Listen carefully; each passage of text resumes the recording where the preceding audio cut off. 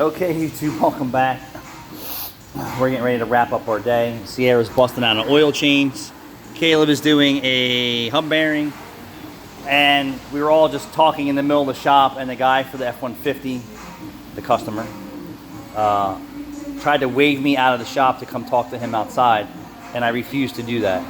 I said, if you need to have any discussions with me, we're going to have it in the office. And I said, meet me up front. So then I told Rachel, and this is Sierra if everyone doesn't know how beautiful Sierra is, and talented you are. Look how little your hands are. It's good. So Rachel's like, come on, come up front. Please come up front. I said, no, that's your job. You get paid to deal with this shit. And she's like, no, come on, Anthony, please. It'll go so much smoother if you just come up front. I'm like, I don't want to talk to anybody. That's what you get paid for. So I said, all right, let's go in the office together. So the guy reaches out his hand and says he wants to apologize. Thank you. You did everything you were supposed to do. You showed me this, you showed me that. You did all the right things. And I just want to apologize about yesterday. And I said, hey, listen, man. I said, you have every right to question and ask. I get it.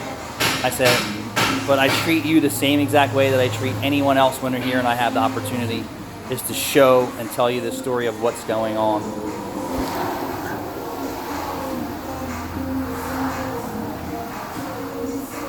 Say hi. Uncle Rob, one of my best followers. Have a good one. And a completely different demeanor and a gender. And I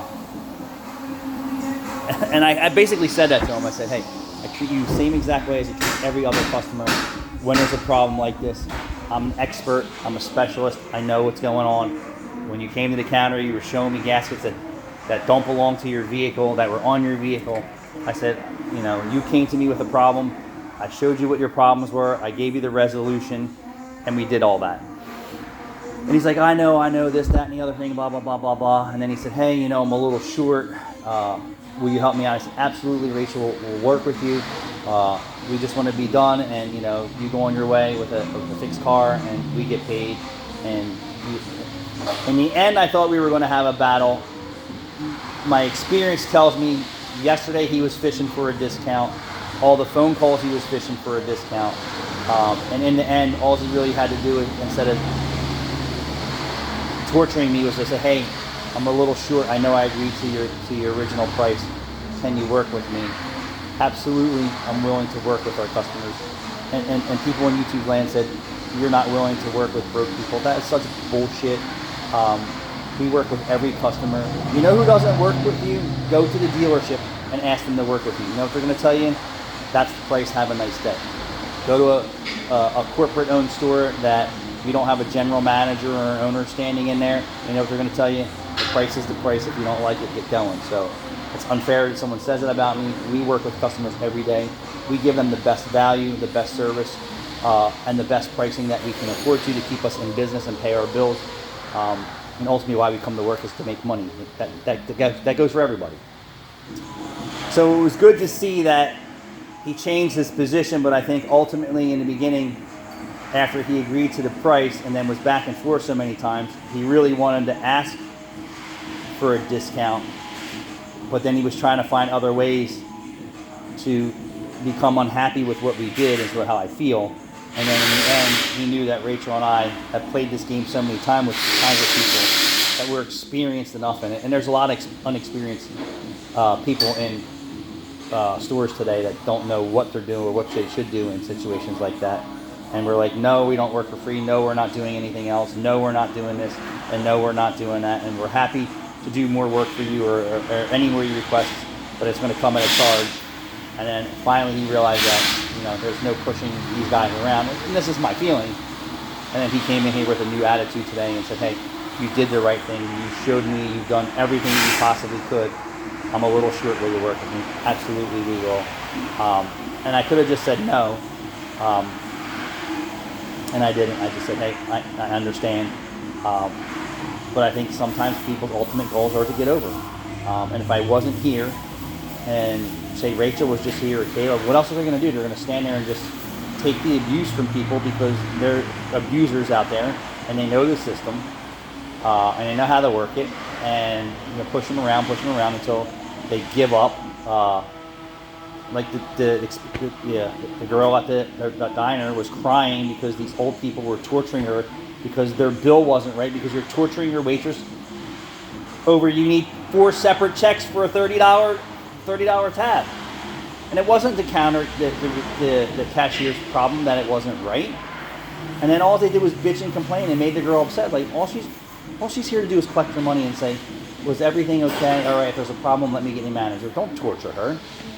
So in the end, it worked out good. And I said, I did the same exact job I did for you last Friday that I did for you this Friday on a older Ford F-150. Similar scenario. He was at the trans shop. They screwed up the Y-pipe pad assembly. His other mechanic screwed up some other things and missed some other things. And the dude spent almost double what you did.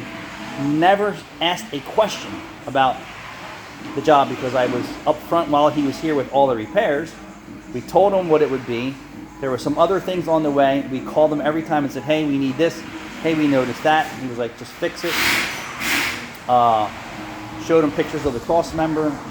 We charged him to fix that. He came back with an engine light on Monday, and I warned him that he may, because I don't know the history of this car, and the monitors weren't set. And I'm not sure what's going on. And then he had a vacuum leak on the PCV valve that I missed. And I don't know how I missed it because I sprayed everything with brake clean, but while I was running, it was sucking in, sealing the leak. So I missed it, and it's the way it goes. As soon as I popped the hood, I heard it. I brought him right out. I said, hey, I put my finger on it. Hear that? Hear it? He goes, yeah, I hear that. I said, it has nothing to do with what we did. You could see the foam was sucking it in. He wasn't pissed. I fixed it real quick with a repair kit that we had here for that kind of stuff. He asked me how much do I owe. I said, absolutely nothing. Never once asked me to look at any of the work that I did for him. The proof when he got in his car is when he turned the car on. The exhaust wasn't vibrating. The exhaust wasn't rattling. His exhaust wasn't leaking. His idle was where it was supposed to be. And he was happy. So when Monday he came in, he instantly shook my hand. I said, I was hoping I wasn't going to see you today. I said, what happened? He goes, the engine light's on. He goes, but everything else is excellent. And I said, okay, well, I kind of warned you that. Let's see what it is. But thanks for watching. And here's the handsome devil himself in a red shirt. You were so mean. I'm very Mighty Keith's the best repair shop. Anthony's the greatest. I can't slap Hold on. This is Michael. This is one of my favorite guys. Come to American Auto Group. We have 2 great locations to be able to shave. We do what the others cannot do. And you work with every customer because you want them to have a car and you want to make a great deal, right? Fat on faces. And how many cars do you have in inventory? Close to 100. 100 different vehicles. Look how handsome he is. Actually, somebody asked me the other day. Come on, P. Diddy. I'm in love with Anthony. that maybe lost my train of thought. So one of my customers asked me if I worked out, and I said no, I don't work out at all. You're buff. How you buff? I shovel rocks every weekend, hundreds and hundreds of pounds of rocks for 3 hours looking for gold. You know I look for gold. But this is Michael, he's here every day. Yes. And we work on 3 average vehicles, 3 to 4 sometimes a day, and not usually stupid stuff like a tire plug. We do all the repairs to our cars. We do everything. They make them ready to go. But not bad. I look terrible. I know. But the point is, you were breaking Rachel's balls yesterday, and we had some difficult jobs for you to get done yesterday. They weren't easy. If I show you the phone calls I got from this guy busting my balls over and over again for the. So you were just passing the busting balls along. You want to take it to a friend who can do the job faster than you could do the job. Sure, he could. Is his name Larry? He just said, yeah, we know those guys. Then I got to bring it back to my guy because he screwed it all up. Hold on. To the point that vehicle, someone took the thermostat out, cut the thermostat in pieces, just left a piece of it inside the engine. He did? Yes. Like when we took it apart, we're like, oh, here we go. We got some bullshit going on. Larry. We got it all resolved. All right. Thanks for watching.